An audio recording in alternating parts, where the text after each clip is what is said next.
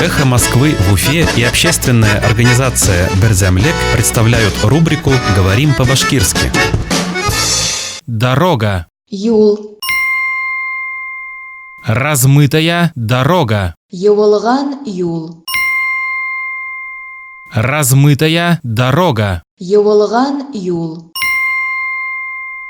11 детей в Благоварском районе не посещают школу из-за размытой дороги. Благовар районында 11 бала ювылган юл аркаһында мәктәпкә йөрий алмай. 11 детей в Благоварском районе не посещают школу из-за размытой дороги. Благовар районында 11 бала ювылган юл аркаһында мәктәпкә йөрий алмай.